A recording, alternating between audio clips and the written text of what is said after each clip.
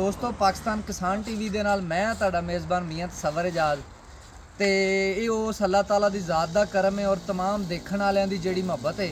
ਕਿ तमाम ਦੇਖਣ ਵਾਲਿਆਂ ਨੇ ਇੱਜ਼ਤ ਦਿੱਤੀ ਔਰ ਅੱਲਾਹ ਤਾਲਾ ਦੇ ਕਰਮ ਨਾਲ ਪਾਕਿस्तान किसान टीवी ने ਮੀਆਂ ਤਸਵਰ ਇਜਾਜ਼ ਨੇ ਜਿਹੜੇ ਬੰਦੇ ਨੇ ਇੱਜ਼ਤ ਰੱਖੀ ਹੈ ਉਹਦੀ ਕਦੀ ਇੱਜ਼ਤ ਗਵਾਈ ਨਹੀਂ ਬਲਕਿ ਉਹਦੀ ਇੱਜ਼ਤ ਨੂੰ ਡਬਲ ਕੀਤਾ ਹੈ। ਉਹਦੇ ਵਿੱਚ ਮੈਂ ਖਾਸ ਤੌਰ ਤੇ ਉਹ ਜ਼ਿਕਰ ਕਰਾਂਗਾ ਜਿਹੜੀ ਲਾਸਟ ਈਅਰ ਵੈਰਾਈਟੀ ਇੱਕ ਮੈਂ ਮੁਤਾਰਫ ਕਰਵਾਈ ਸੀ ਕਿਉਂਕਿ ਇਸ ਦਫਾ ਮੈਂ ਇੱਕ ਨਵੀਂ ਵੈਰਾਈਟੀ ਮੁਤਾਰਫ ਕਰਾਉਣ ਲੱਗਾ ਫਾਰਮਰਸ ਦੇ ਨਾਲ। ਪਿਛਲੇ ਸਾਲ ਜਿਹੜੀ ਵੈਰਾਈਟੀ ਮੁਤਾਰਫ ਕਰਵਾਈ ਸੀ ਉਹ ਸੀ 1847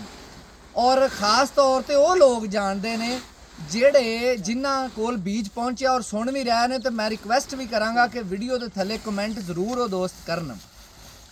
ਜਿਹੜਾ 19-20 ਦਾ ਪੈਦਾਵਾਰ ਦਾ ਫਰਕ ਹੁੰਦਾ ਹੈ ਉਹ ਕੁਝ ਨਸੀਬਾਂ ਦੀ ਗੱਲ ਹੁੰਦੀ ਉਹ ਕਿਸੇ ਜਗ੍ਹਾ ਤੇ ਜਿਹੜਾ ਨਾ ਉਹ ਮੈਨੇਜਮੈਂਟ ਦਾ ਮਸਲਾ ਆ ਜਾਂਦਾ ਕਿਸੇ ਜਗ੍ਹਾ ਤੇ ਜ਼ਮੀਨ ਦਾ ਜਾਂ ਮੌਸਮ ਦਾ ਕੋ ਹਲਕੇ ਫੁਲਕੇ ਜਿਹੜੇ ਨਾ ਵਾਧੇ ਘਾਟੇ ਆ ਜਾਂਦੇ ਲੇਕਿਨ 1847 ਦੀ ਐਵਰੇਜ ਓਵਰਆਲ ਪੂਰੇ ਪੰਜਾਬ ਦੇ ਵਿੱਚ ਤਕਰੀਬਨ 60 ਮਣ ਤੋਂ ਰੱਖ ਕੇ ਤੇ 72 73 75 ਮਣ ਤੱਕ ਆਈ ਹੈ। ਔਰ ਸਾਰੇ ਦੋਸਤ ਜਾਣਦੇ ਨੇ ਕਿ ਪਿਛਲੇ ਸਾਲ ਝੋਨੇ ਦੀ ਜਿਹੜੀ ਪੈਦਾਵਾਰ ਹੈ ਉਹ ਤਕਰੀਬਨ ਕੋਈ 10-12% ਘੱਟ ਸੀ ਯਾਨੀ ਮੈਂ ਇਹ ਸਮਝਣਾ ਕਿ ਜਿਹੜਾ 72 73 ਮਣ ਆਇਆ ਉਹ 80 ਮਣ ਆ ਗਿਆ। और अगर असी 80 मण नूं कैलकुलेट करिए तो तुसी खुद अंदाज़ा ला सकते हो कि कोई हाईब्रिड भी ऐसी दी टैसी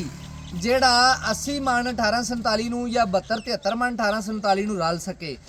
मैं नहीं मानदा। हाँ हुण मैं एक दो मेरियां उहदे विच गलतियां कुताइयां भी सन जिन्हां दी मैं माजरत भी करांगा तमाम उन्हां दोस्तां नाल जिन्हां कोल सीड पहुंचिया। एक तो गल तमाम दोस्त भी जानते हैं मैं चूँकि वादा किया सी कि पाकिस्तान का नंबर 1 1847 बीज दिता है और बहुत सारे ऐसे लोग ने जिन्होंने तजर्बात भी किए ने बहुत सारिया वड्डियां वड्डियां नाम मैं नाम नहीं लेंदा वड्डियां वड्डियां कंपनियां दे बीज बराबर ते ला के भी उन्हें वेख लए ने और वो इंशाल्लाह वीडियो के थले दसणगे भी कि वाकई पाकिस्तान किसान टीवी का बीज पैदावारी लिहाज नाल निखार के लिहाज नाल सफाई के लिहाज नाल हर दूसरे 1847 बीज नालों अच्छा सी चाहे वो किसी भी कंपनी का सी। इसलिए अज एक नवीं वैरायटी मैं मुतारफ करवाने लगा जिंदा नाम मैं रखा शाहकार। शाहकार इनका नाम क्यों रखा क्योंकि इनकी जी पैदावार है इनकी पैदावार उन्नी है यानी 55-60 तो लाके तो 75-80 तक। लेकिन इनकी खास गल की है शाहकार वैरायटी इनकी खास गल की है कि ये सिर्फ 80 दिन दे विच अगर हद 85 दिन दे विच हद आखिरी हद दसना अगर 85 दिन तो बाद कटाई होवे किसी 85 दिन तो उत्ते टाइम लवे तो मैं उहदा जिम्मेदार होवांगा। 1847 का जिहड़ा सब तो वड्डा क्लेम आया सी वो ये आया सी कि जिहड़ी 1847 वो टाइम ज़्यादा लैंदी है तो इसलिए उहदा ये क्लेम आया सी कि वो टाइम ज़्यादा लैंदी उहदा ये कह लो कि तोड़ कढ़िया है कि शाहकार वैरायटी जिहड़ी 80 दिनां च तैयार होवेगी सेम 1847 जिन्ना 19-20 के फर्क नाल पैदावार देगी सेम रेट नाल बल्कि 1847 नालों को 50-100 रुपया महंगी विकेगी और इंशाअल्लाह ताला किसान नूं खुशहाल करेगी। हुण अगर असी आ जाइए पिछली सीड की मैनेजमेंट दे विच ते बहुत सारे लोग कहते जी सीड साफ नहीं किया बिल्कुल वो मैं कोताही अज भी मानना ऑन एयर मानना कि सीड की सफाई नहीं सी की और सिर्फ इस वजह तो नहीं सी की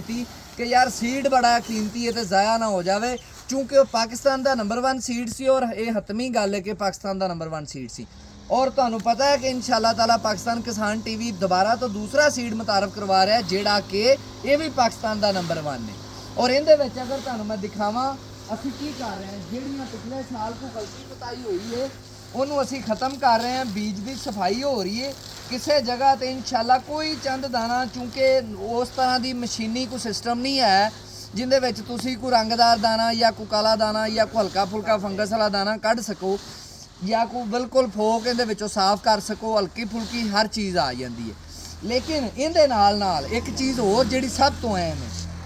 पाकिस्तान दे विच कोई ऐसी कंपनी नहीं होनी जिहड़ी तुहानूं सीड नूं इन्नी दवाई ला के देवे कि तुसीं बगैर दवाई लाण तो भी काश कर लवो यानी जिहड़ी 1000-1200-1500 रुपए की तुहानूं 1 एकड़ के बीज नूं दवाई ला के देवे ना मैं नहीं मानदा ऐसी दी टैसी किसी कंपनी दी। लेकिन ये पाकिस्तान किसान टीवी है क्योंकि इहदे कोल चीज़ भी नायाब हुंदी ते इसलिए काम भी नायाब ही किया जाता है। यह दवाई ज़रा गौर नाल देख लवो ये दवाई इंशाअल्लाह ताला मनसोई ला रहे हैं और पूरी डोज ला रहे हैं। तुसी बेशक इनू कोई दवाई ना लाओ कोई ट्रीट ना करो कोई एक्सट्रा 1000-1200 रुपए का खर्चा ना करो एज इट इज़ तुसी जिहड़ा ना इनू काश करो तो इंशाअल्लाह ताला जिहड़ा ना किसी जगह ते भी तुहानूं महसूस नहीं होगा कि दवाई नहीं लगी। कंपनियां लांदियां रंग ते असी रंग नहीं लाते असी अल्लाह अगे दुआ करने कि अल्लाह तुहानूं रंग लावे। ਤੇ ਇਹਦੇ ਨਾਲ ਇਜਾਜ਼ਤ ਦਿਓ। ਕਿਸਾਨ ਜ਼ਿੰਦਾਬਾਦ, ਪਾਕਿਸਤਾਨ ਪੈਂਦਾਬਾਦ।